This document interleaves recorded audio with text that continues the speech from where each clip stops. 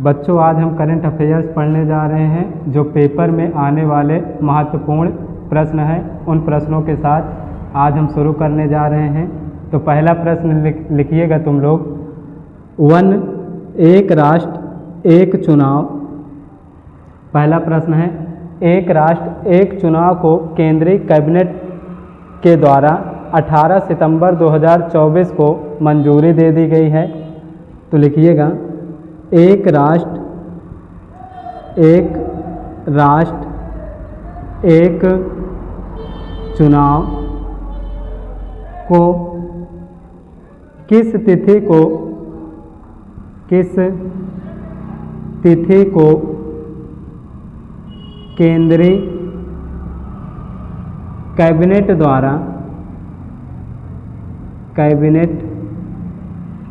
द्वारा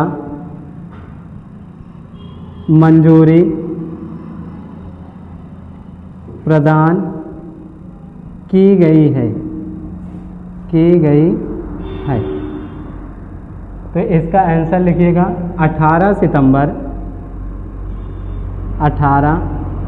सितंबर 2024 को मंजूरी प्रदान की गई है। एक राष्ट्र एक चुनाव को 14 मार्च 2024 को 2024 को रामनाथ कोविंद की अध्यक्षता में 14 मार्च 2024 को रामनाथ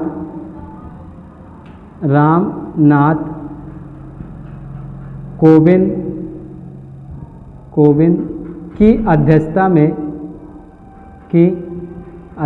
में उच्च स्तरीय समिति द्वारा पेश किया गया था।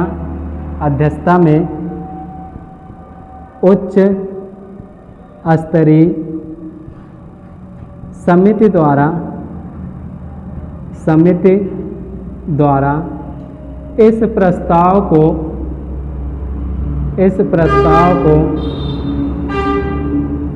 पेश किया गया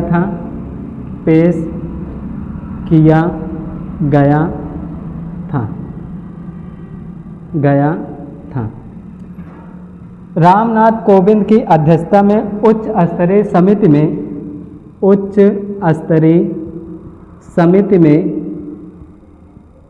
में एक अध्यक्ष और 7 अन्य सदस्य थे। इस समिति में कुल 8 सदस्य थे।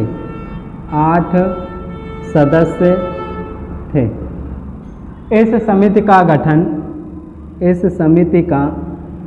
गठन 2 सितंबर 2023 को किया गया था। इस समिति के अन्य सदस्य का नाम केंद्रीय गृह मंत्री अमित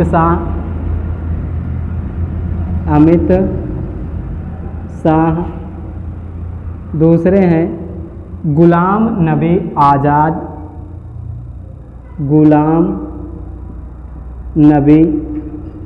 आज़ाद, तीसरे हैं NK सिंह, 15वें वित्त आयोग के अध्यक्ष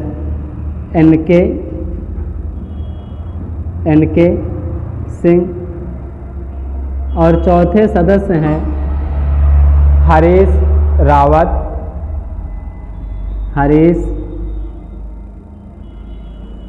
हरीश साल्वे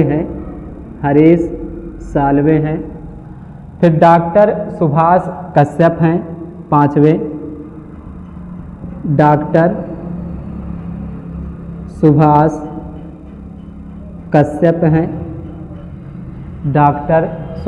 कश्यप हैं और संजय कोठारी और अर्जुन मेघवाल हैं। तो छठे कौन से हैं? संजय कोठारी और 7वें जो हैं अर्जुन मेघवाल। कौन है? अर्जुन मेघवाल। तो ये 7 सदस्य हैं और एक अध्यक्ष हैं। अध्यक्ष कौन है? रामनाथ कोविंद। तो कुल कितने सदस्य हो गए? 8 सदस्य। लिखना इस समिति की यानी इस प्रस्ताव में, पहले लिख लो इसको, लिख गया, मिट रहे हैं लिखना। इस प्रस्ताव यानी एक राष्ट्र एक चुनाव के द्वारा, एक राष्ट्र एक चुनाव के प्रस्ताव के द्वारा भारत में अब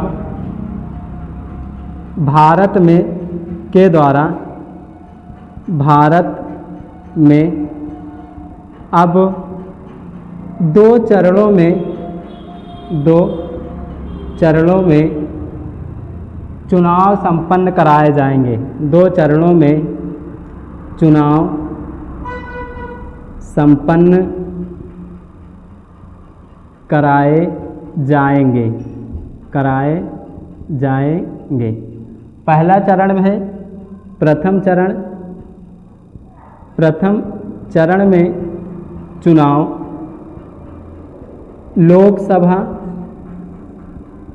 लोकसभा एवं सभी राज्यों की विधानसभाओं के संपन्न होंगे एवं सभी राज्यों के विधानसभा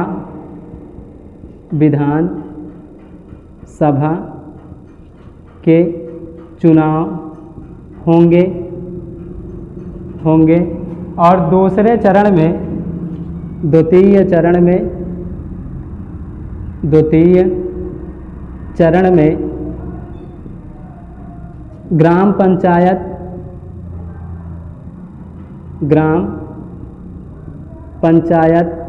एवं नगर पंचायत के चुनाव कराए जाएंगे एवं नगर पंचायत के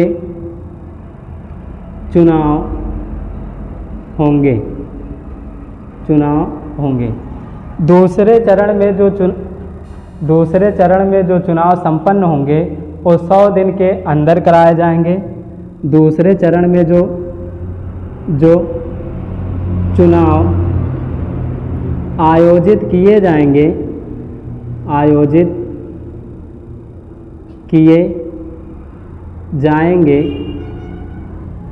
वो 100 दिन के अंदर होंगे। 100 दिन के अंदर होंगे। इतनी बात समझ में आई? तो इसको लिख लो, एक राष्ट्र एक चुनाव। ये पहले करंट थे। अब दूसरे करंट लिखिएगा तुम लोग, मेटे इसको देखो। दूसरी करंट अब लिखिएगा कि 2023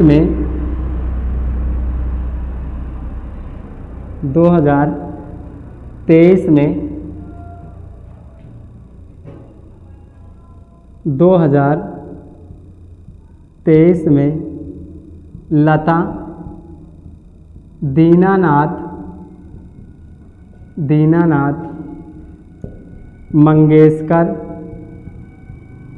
मंगेशकर पुरस्कार, लता दीनानाथ मंगेशकर पुरस्कार किसे प्रदान किया गया है? किसे प्रदान किया गया है? तो यह पुरस्कार 2 लोगों को दिया गया है।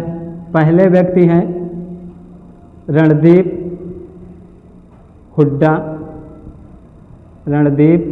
हुड्डा और दूसरे व्यक्ति हैं अमिताभ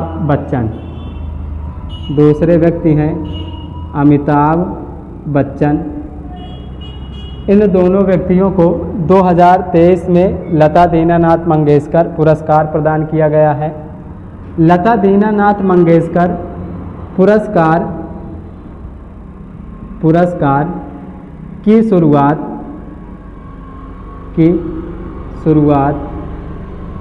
2022 में किया गया है, किया गया है। यहाँ पर 2023 नहीं है, 2024 है, इसको ध्यान में रखिएगा। 2022 में किया गया है। और पहला लता दीनानाथ मंगेशकर पुरस्कार, पहला लता दीनानाथ मंगेशकर पुरस्कार भारतीय प्रधानमंत्री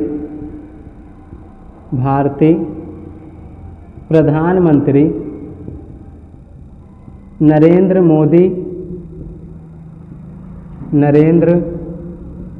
मोदी को प्रदान किया गया है, मोदी को प्रदान किया गया है। तथा 2023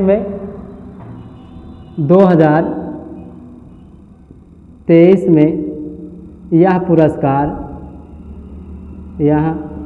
पुरस्कार लता मंगेशकर की छोटी बहन लता मंगेशकर की छोटी बहन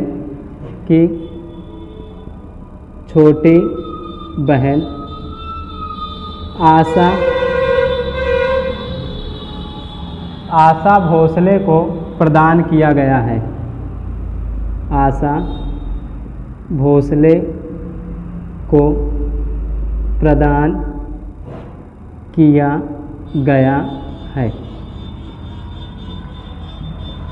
ये थी अपनी करेंट, लेकिन कुछ स्टैटिक है। जैसे अगर देखिएगा, लता मंगेशकर को स्वर कोकिला कहा जाता है, लता मंगेशकर को,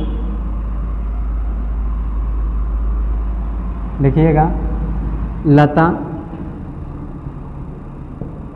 मंगेशकर को स्वर कोकिला कहा जाता है, स्वर कोकिला कहा जाता है। लेकिन अगर भारत कोकिला पूछ ले तो सरोजनी नायडू करिएगा, भारत कोकिला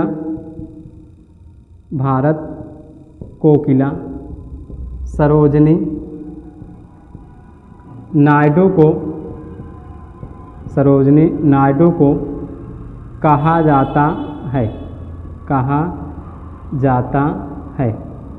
सरोजनी नायडू को कहा जाता है। सरोजनी नायडू कांग्रेस की पहली भारतीय महिला अध्यक्ष बनी है, सरोजनी नायडू को कांग्रेस की पहली भारतीय महिला अध्यक्ष बनी है। और ये कब बनी है? 1925 में कानपुर अधिवेशन में।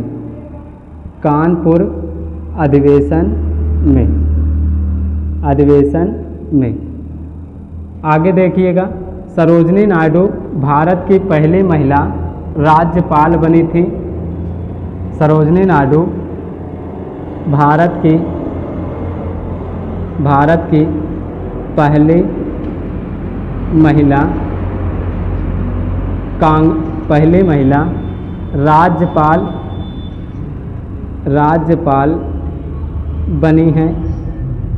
राज्यपाल बनी है। सरोजनी नायडू की कुछ रचनाएं हैं, उनको ध्यान देना। जैसे ब्रोकन विंग्स पुस्तक के लेखक कौन हैं? तो सरोजनी नायडू। फिर गोल्डन थ्रेशोल्ड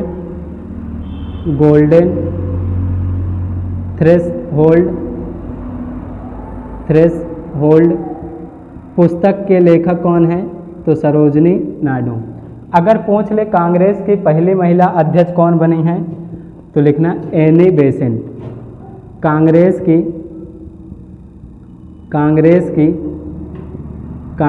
की पहली महिला महिला। अध्यक्ष कौन बनी हैं? तो एनी बेसेंट, एनी बेसेंट। ये कहाँ की हैं भैया? तो लिखना आयरलैंड की। ये कहाँ की हैं? आयरलैंड की हैं। ये कब बनी है? 1917 में, 1917 में कोलकाता अधिवेशन में, कोलकाता अधिवेशन में, अधिवेशन में। एनी बेसेंट की दो पत्रिकाएं हैं, एक कॉमनवेल्थ और एक न्यू इंडिया। पहली पत्रिका है न्यू इंडिया, न्यू इंडिया, और दूसरी पत्रिका है कॉमनवेल्थ, कॉमनवेल्थ।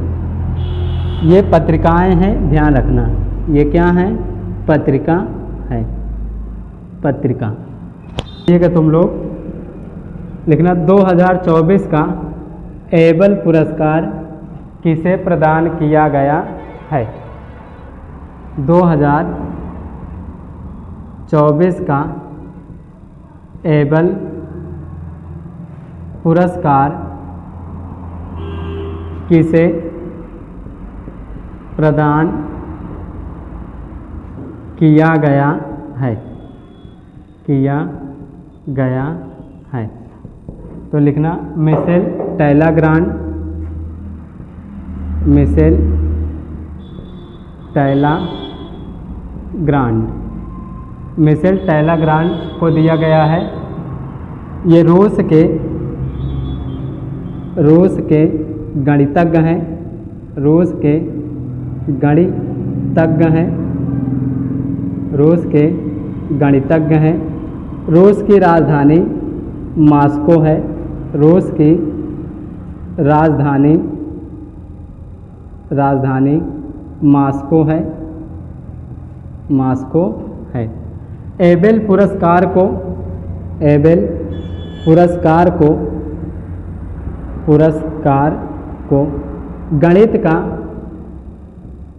गणित का नोबेल कहा जाता है, गणित का नोबेल कहा जाता है, नोबेल कहा जाता है।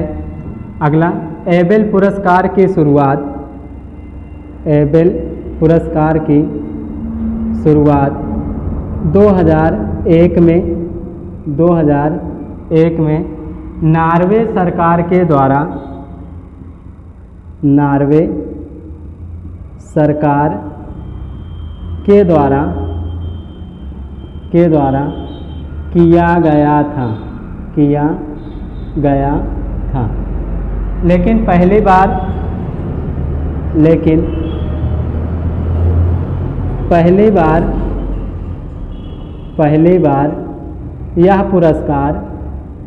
यह पुरस्कार 2003 में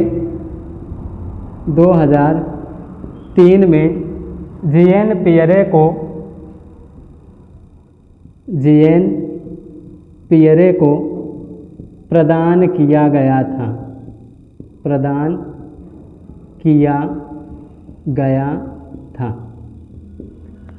नॉर्वे की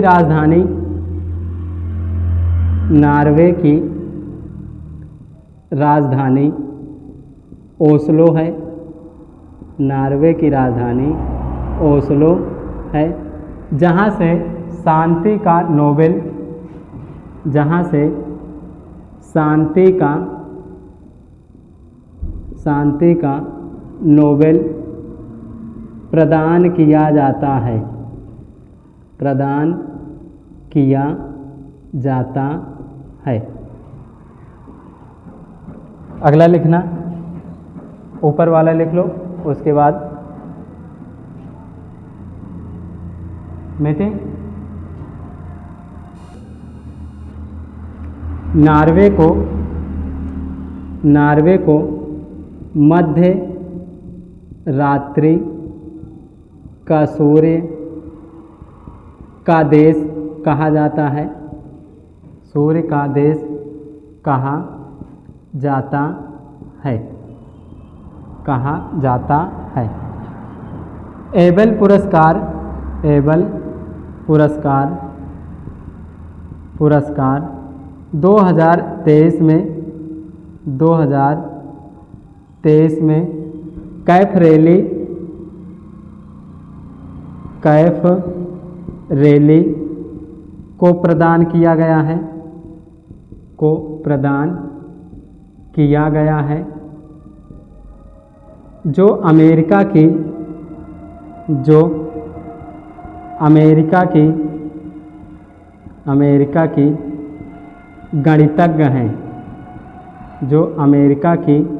गणितज्ञ हैं, 2001 में एक संस्था की स्थापना हुई है, उसको लिखिएगा तुम लोग, लिख लीजिए इसको, लिखो 2001 में SCO की स्थापना हुई है। 2001 में SCO संघाई सहयोग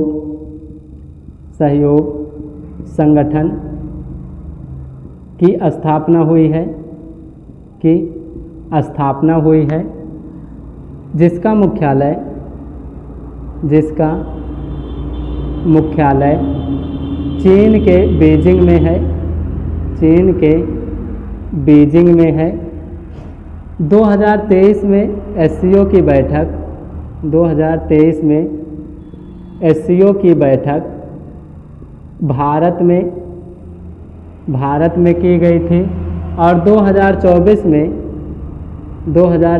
में कजाकिस्तान की अस्ताना में की गई थी। कजाकिस्तान की राजधानी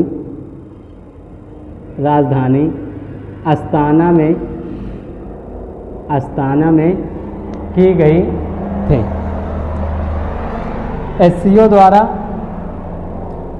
बनारस को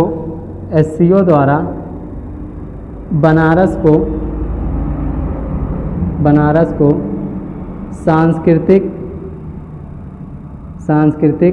राजधानी घोषित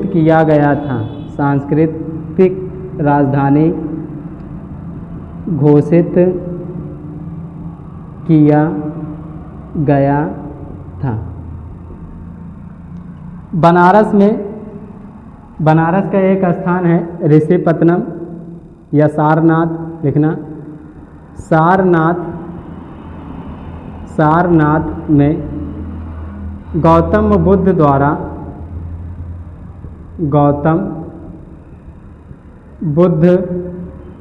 द्वारा पहला उपदेश दिया गया जिसे धर्म चक्र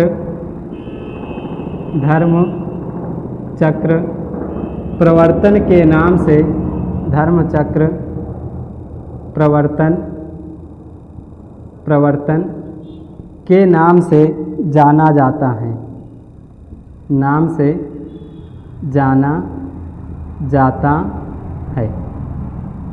जाना जाता है। आगे लिखिएगा गौतम बुद्ध से कुछ लिखिएगा। गौतम बुद्ध के बचपन का नाम सिद्धार्थ था।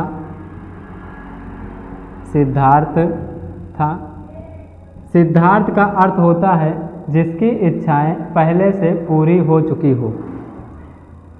अर्थ होता है जिसकी इच्छा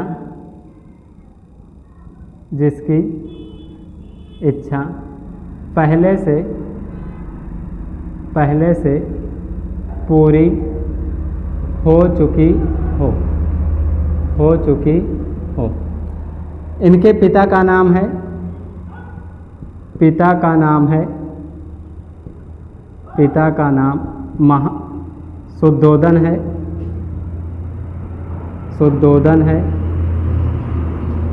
शुद्धोदन है और माता का नाम महामाया महामाया। इनके पुत्र का नाम है राहुल, पुत्र का नाम है राहुल। इनके सारथी का नाम चन्ना, सारथी का नाम चन्ना। बाकी अब आगे कल पढ़ेंगे जो बचा है।